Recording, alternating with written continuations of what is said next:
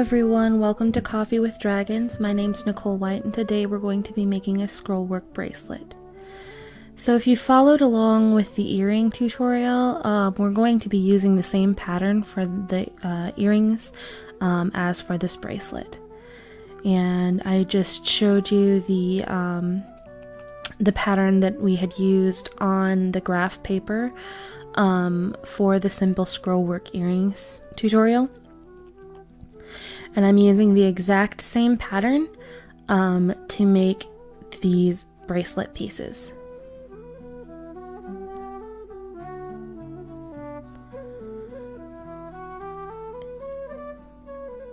As you can see, I'm just sort of trying to get the pieces to be straight. I'm fiddling with them. I'm working on trying to make sure that the links are as straight and ready to use as possible.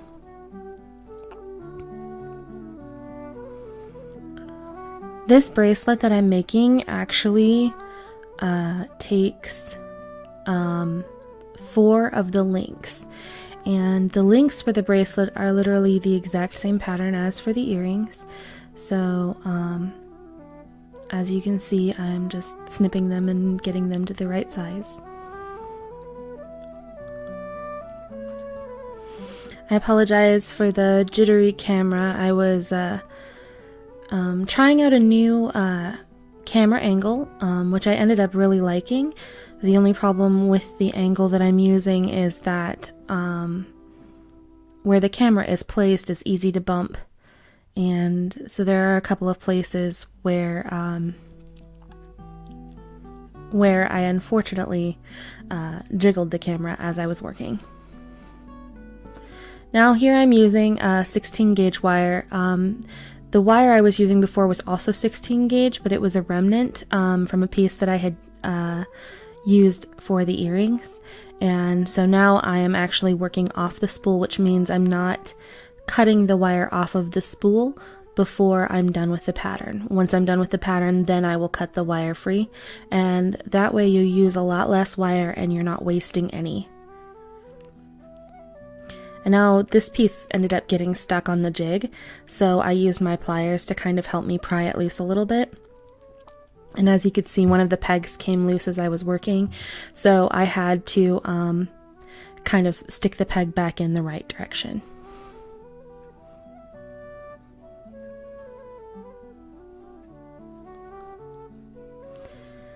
And this will be the last link of the chain that I'm working on right now.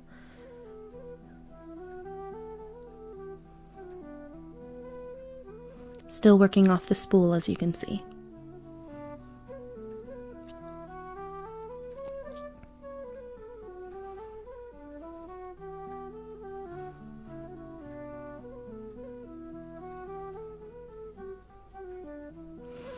Right now, I'm just adjusting this link.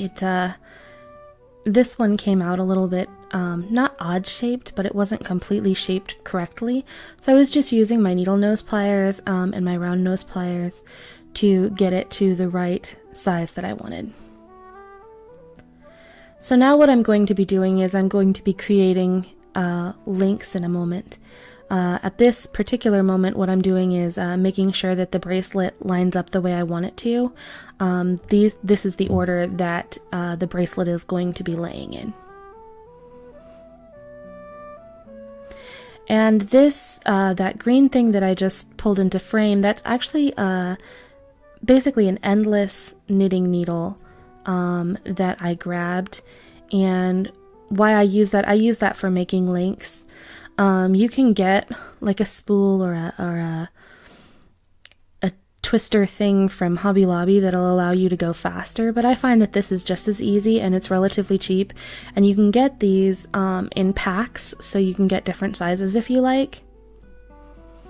Unfortunately, I don't remember what this size is, but it's relatively small.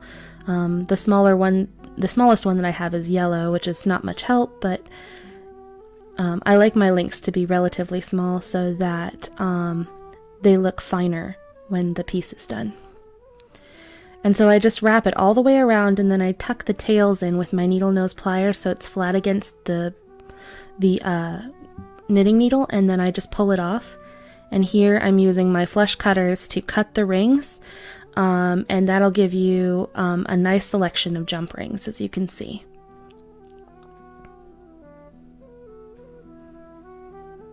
And you might have noticed that I'm using a different flush cutters than the one I usually use. This particular flush cutters actually seems to cut jump rings better than the one I normally use. So I usually keep several different, several pairs of the same type of tool around while I'm working on jewelry. And that way, if I run into any problems with one tool, I'll have another one close to hand.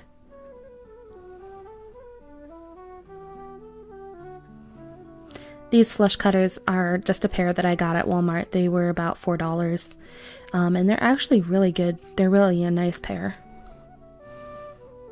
They have a little bit more strength in them than the one I got at Hobby Lobby, which is the one I normally use. So now that I've got all my jump rings finished, I'm going to take some more 16 gauge wire, and I'm going to create the toggle clasp. This piece of wire is about 2 inches. That's what that 2 fingers was held up for. And as you can see, I'm just making a 90-degree angle, and then I'm going to loop it over the top of my round nose pliers and fasten the loose end around the base to make that circular toggle hook. As you can see, I'm using 2 needle nose pliers in this picture. That was because I couldn't quite get the last little tail end around the base properly. It was too short to do it without using more than 1 pliers. And here I'm just creating another little loop, which will connect the toggle loop to the bracelet. And what I'm doing here is I double checked the edge of where I had finished up with making the loop, and I'm twisting in a direction that will make that tail end line up perfectly with the tail end of the toggle loop. And if you can kind of see it right there in the frame. And then I just kind of bend it around with my needle nose. I trim it short with my flush cutters, and I just bend it tight in with my needle nose again. And you'll notice that it matches almost perfectly. You'll hardly be able to see that seam. It just makes a really good kind of finished product. So this is another 2-inch piece of wire. This is for the hook. And again, I'm doing the 90-degree angle, and I'm looping it over my needle nose pliers. And twisting it around with my fingers and also with my needle nose pliers to finish that hook. And then I will just take, when I'm done, I'm having some trouble with it here, as you can see, but when I'm done, I will take the base end of the wire, and I will just bend it back like that. And I will hold the base with my fingers and my thumb on the hook, and I will pull it over, and that way it makes a nice little hook. Almost looks like an earring hook, but it makes for a great bracelet or necklace hook as well. And then I take the end and curl it up with my needle nose pliers, and my hook is almost done.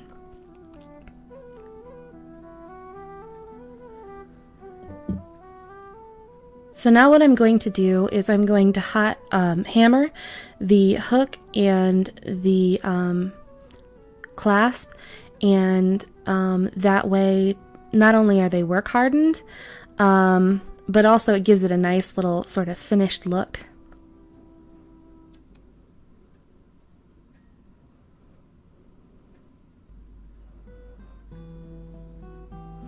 And the camera is jittering because of where it's being held right now, so I do apologize for the shaking. But basically, I'm just hammering.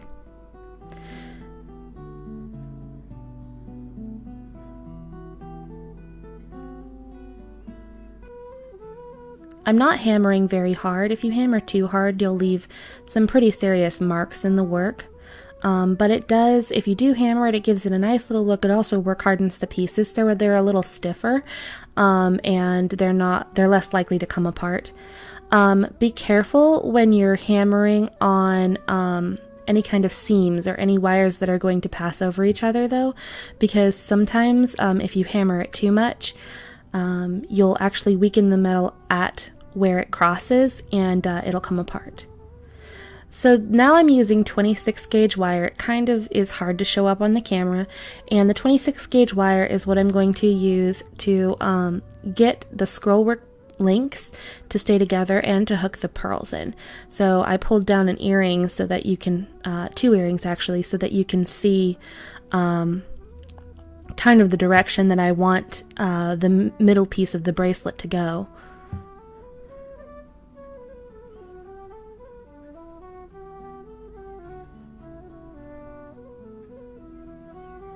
And so what I first do is I loop it around 3 times around the longer section of the link, and then I start hooking it through the shorter loop on the link, and that kind of hooks it all together in the base so that it's not like moving around and wiggling around. If you're wondering how to make these links properly, everything that I'm doing here, I also did and explained in full in the simple scrollwork earrings tutorial. And you can actually go to that tutorial and follow along to make these links exactly the way that I am making them here.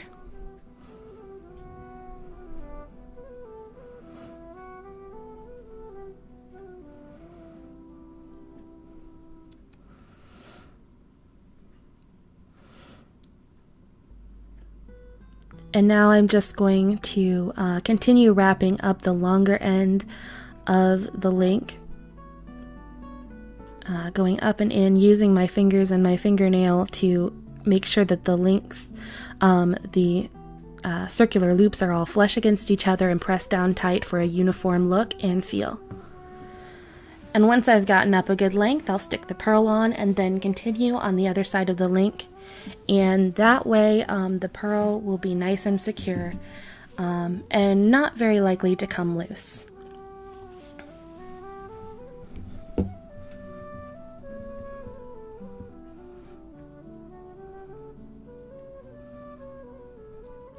I'm using my pliers here to help me feed the wire through. The end of my wire was getting small, and when I don't have very much wire to work with, sometimes I use my pliers, and that helps me to make sure that the twists in the wire stay tight. And so I'm showing you here that the wire is on top in that section, which means that on the left-hand link, I'm going to want to make sure that the wire is on top with the bottom, the longer part of the link on the bottom. And so it's a little tricky. You want to make sure that you know which direction you're actually working in order to make sure that everything stays uniform.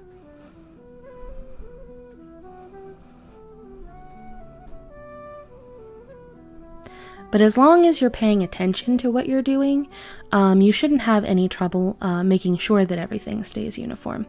And, you know, one of the best things about being an artist of any kind is that you don't have to do it the exact same way that I do it. I like my stuff to be very symmetrical, very tight, very professional looking. And sometimes I actually wish that I could be a little more free-flowing and free-form with my stuff. Mentally, I think I'm just a little bit OCD, and so I have trouble letting myself loosen up. Here I'm showing you, I got the wire accidentally wrapped tight around itself again, and so what I did was I took my pliers and straightened it out a little so that it was straight and flush again. I was just checking to make sure that they're about the same size. And now I'm going to add my bead and do pretty much the same thing I was doing before.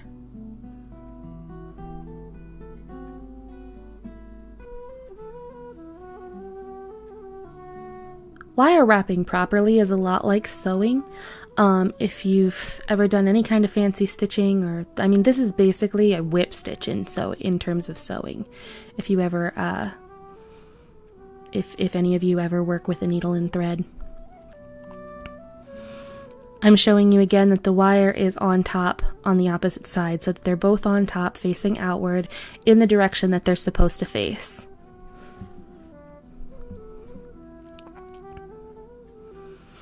So now, this was not planned. I hadn't originally planned to use another pearl there, but when I was looking at the bracelet separate, I decided that it didn't look right without something in the middle. So I decided I wanted to hook another pearl to the middle of the bracelet to kind of tie the whole thing together. And so I'm using 26 gauge wire here, wrapping it up tight against what I'd already wrapped to kind of make it look uniform and like it all came from one piece.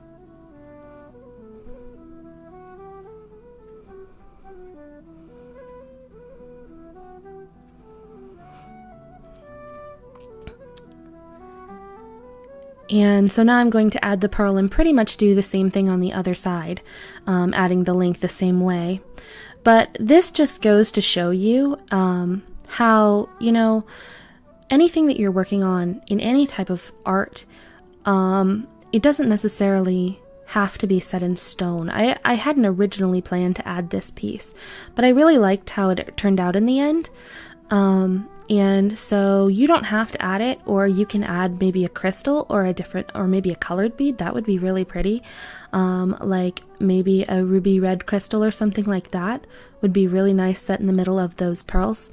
I will make a suggestion here. I used 26 gauge wire, and in a little bit you'll see that I had to feed another wire through the pearl because I didn't feel like it was held together strong enough and I was afraid that it would break.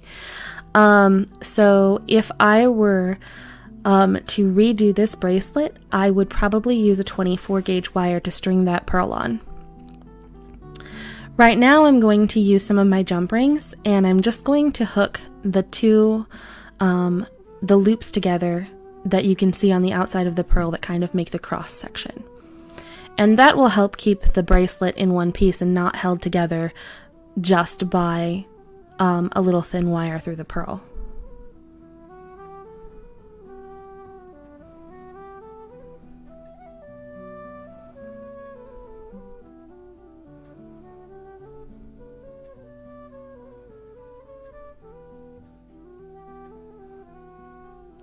I was having some trouble closing my links though. I was trying really hard to open and close the links the proper way, and I'm using air quotes, which of course you can't see, but in my head. And the thing that I have trouble with is I can't hold my work still when I am trying to open and close it, close the links the proper way. So there's actually another way that I actually open and close the links, which any chainmail worker will probably tell you is not good for your work, but I find it's just fine. I usually use my round nose pliers or my 3-in-1 tool, depending on what I'm working with at the time. Usually it's a 3-in-1 tool, and I just kind of open the link and use the flat bit of the 3-in-1 tool to close it. Right now I am checking the size of the middle part of the bracelet against my wrist to see what it looks like. And I'm kind of like trying to figure out what's going on with the bracelet. I didn't feel like it was strong enough. So here you see me working to feed another piece of 26 gauge wire through the pearl to make it strong, to make the bracelet link right there stronger so that it doesn't break.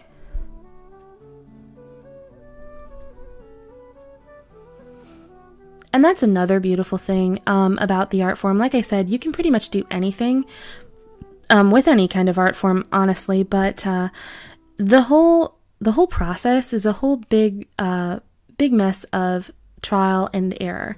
You might try and succeed, or you might try and fail. But the important thing is that you tried and hopefully learned something from whatever experience you had with the project.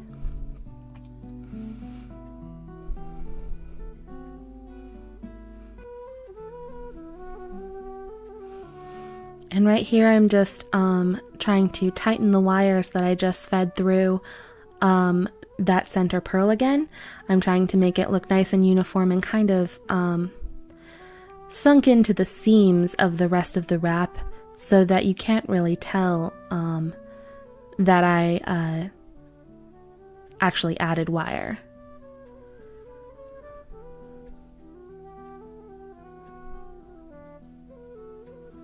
I'm doing the same thing on the other side, and once I'm done with this, I'll just snip it with my flush cutters and make sure that the ends are tucked under with my needle nose.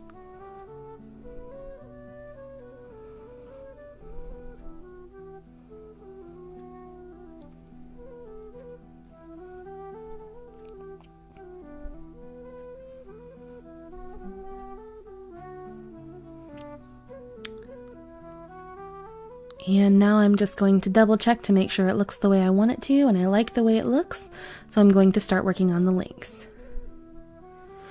Now you'll notice that on the right side link, I wanted the top to be the longer one, and on the left side link, I wanted the bottom to be the longer one.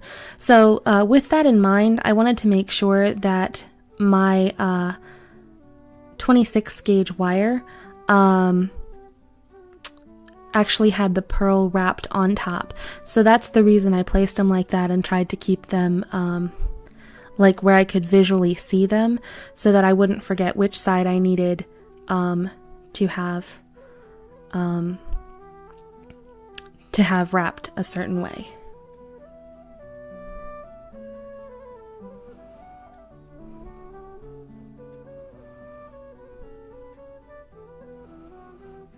And again, much the same as what I was doing before, I'm just wrapping up these links just like I did in the previous tutorial on how to make the earrings.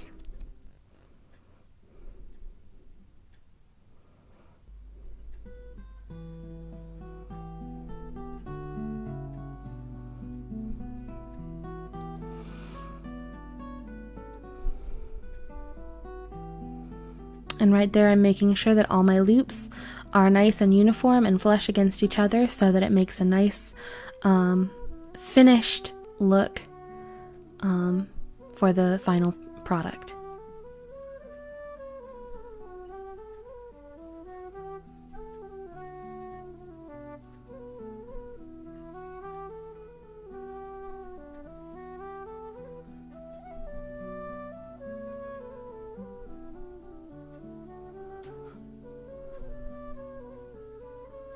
Once I'm done, I'll make sure that it's facing the right direction, add my pearl, and finish the link.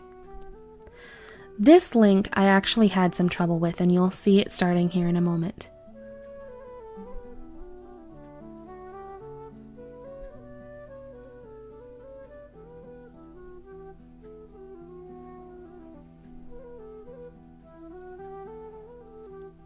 Oh, I guess it wasn't this link, it was the next link.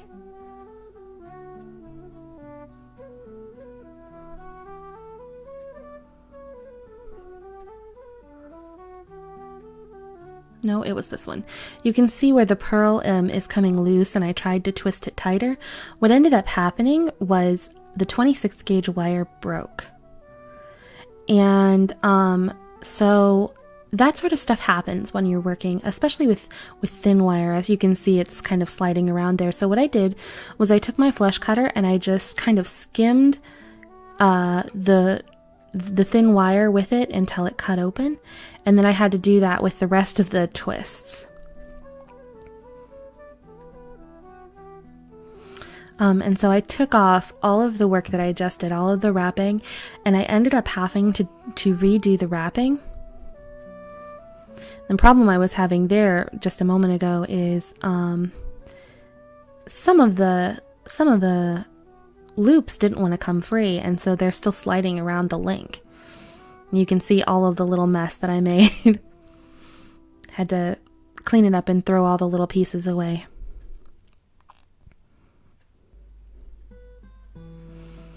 So now I'm taking a new 26 gauge wire and I'm going to start again. And I'm going to start wrapping. I'm going to do the same thing I did before.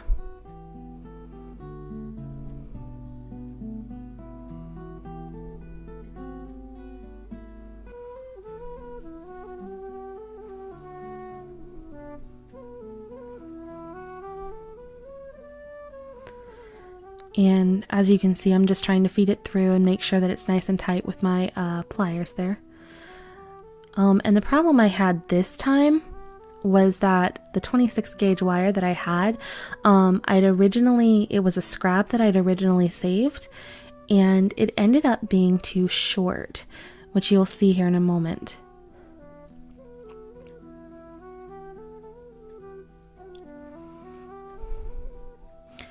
That's another thing. A lot of the times when you're working with art, you can't tell when something is going to go wrong. I mean, you can't tell ahead of time when something's going to go wrong, and you're going to have to learn to fix it. But just because something goes wrong doesn't mean that it's not, that it can't be made beautiful or even better than it was before. See there, we had the end of my wire snap again. I was already worried that that wire was too short. So what I did here was I didn't unwrap it all the way. I just unwrapped it down a little farther and left part of it already hooked up. Then I took another 26 gauge wire, another length of 26 gauge wire, and I lined it up with the seams. I wanted to make sure that the wire that I was going to be using to hook the pearl on was going the same direction as the other wire, and then I curled the tail around and lined it up with the seam of each of the previous turns. And you can see, if you look, how I'm taking the wire and I'm feeding it through and trying to, I'll come back in camera range in a moment.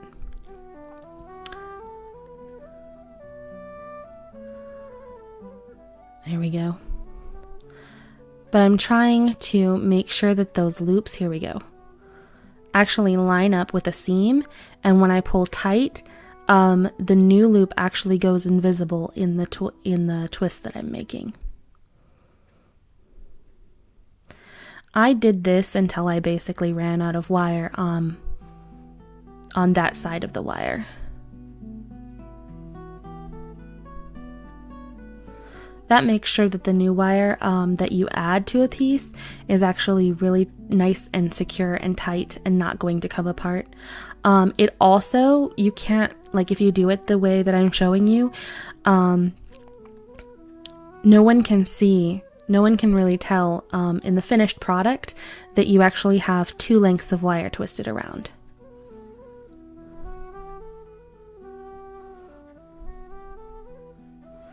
And I do have another tutorial where I showed how that worked. And I'll probably post a few other tutorials. That trick with adding the extra length of wire is something I do quite often, so you'll probably see it in future tutorials as well.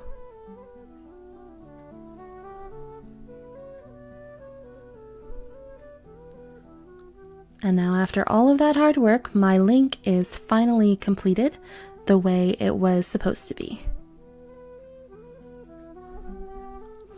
And here I'm just curving it a little bit so that it'll fit nicely around a wrist rather than just being flat.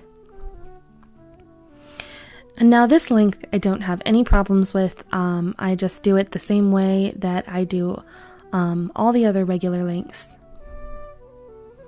making sure that my wire is on the correct side before I start.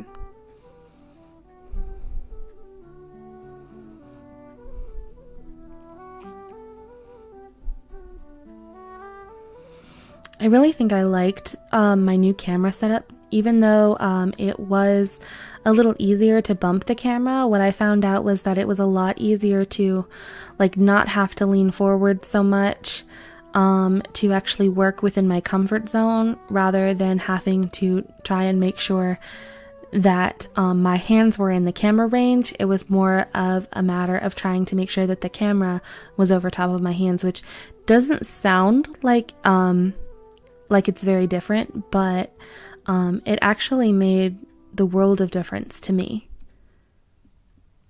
Just for my comfort as I was working.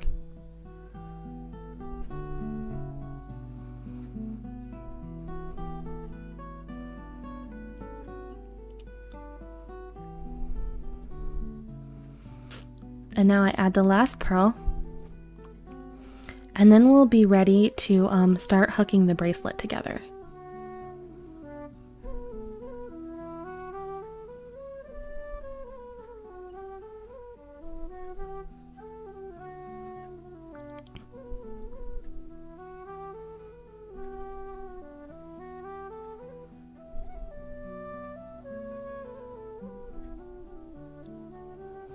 So I'm tucking in the ends here with my needle nose pliers and bending the link just like I did the last one to make sure it fits around the wrist. And now I'm going to lay the pieces out. I'm trying to zoom my camera out so you can see the full bracelet better. I'm going to lay the pieces out so that you can see what they will look like once they're all hooked together. And I'm pulling my jump rings around. Now, here I was trying to use my jump rings properly, but I had problems with it, so I started just doing it with my needle nose pliers the way I always with my round nose pliers the way I always do, which is not technically the correct way to open and close jump rings, but it's the way that I find easiest, and I've never had any issues with it. I've also never had any complaints.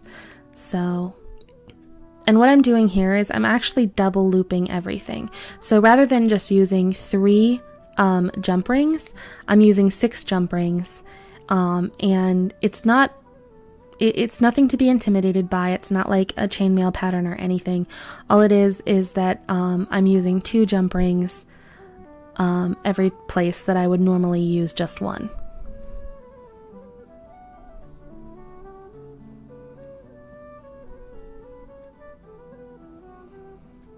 And now I'm just going to hook this side of the link to the main body of the bracelet.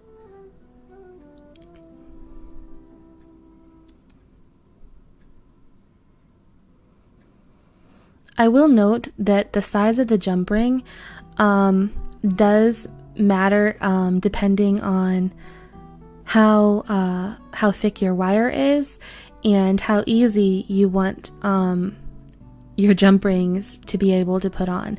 I did struggle with these jump rings a little bit just because they're so small and the wire was thick. I was using 16 gauge wire for the jump rings. And what I like about this size of jump ring and that size of wire is that it gives it a really nice tight look. But the problem that I always run into with these jump rings is that there's not a very big circumference, and so like getting the jump rings to fit inside of each other, there's like just enough room for them to fit properly inside of each other. And as you can see, I'm struggling kind of getting the pieces together in several places. I also lost several jump rings this way. They flew out as I was trying to work with them. They're on my floor somewhere, and I'll probably pick them up when I sweep next.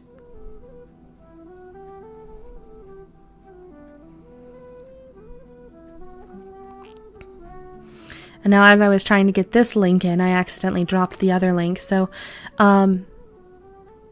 a note to future self, to make sure you close one link before you have to put another one in so that the link you just put in doesn't fall out as you're working. And now I'm ready to hook the body together. Make sure that you're hooking the links to the body in the right direction. I was having some trouble making sure that it was in the right direction, which is why I was having to double check. But now you can see what it kind of looks like. I'm sort of adjusting the pieces and trying to make sure that they'll go around a wrist nice and easy. And here I'm separating the jump rings I thought I would use. I was running out of jump rings, so I decided I was only going to do, instead of doing the double jump rings like I was doing with hooking the links to the main body of the bracelet, I decided I was only going to use one chain of jump rings. And so that's what I was doing here. I was just hooking the 3 together and then hooking the toggle clasp on. But in a moment here, you'll see that after I had the whole thing hooked together and I decided to try it on and I thought I was completely done, it was actually a little bit too big. And you'll see that here in a moment.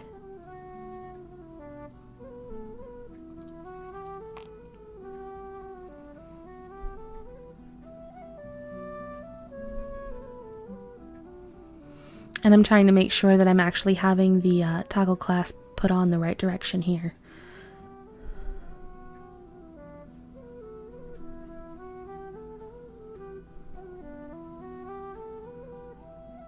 So now I'm going to try it on and see how it fits.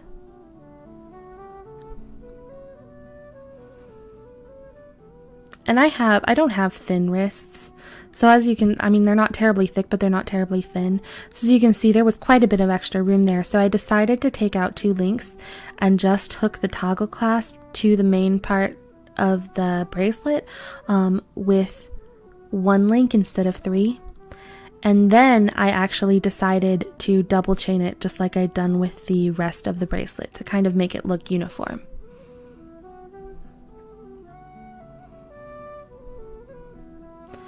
So of course, if you do it on one side, you need to do it on the other side so that it ends up looking symmetrical.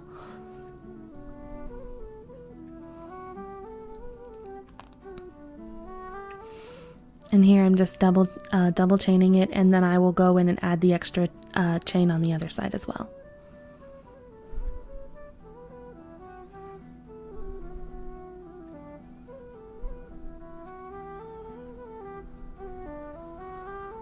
And once that was done, my bracelet was pretty much finished. I put it on to see how it fit, and I ended up really liking the way that it fit. It was still a little bit loose, but not nearly as loose as before. And so there you have it, a simple scroll work wire wrap bracelet and the earrings to match. I hope you enjoyed this video. If you did, please like and subscribe, and feel free to comment and share as well. I would love to hear more of what you did or what you would like me to do next.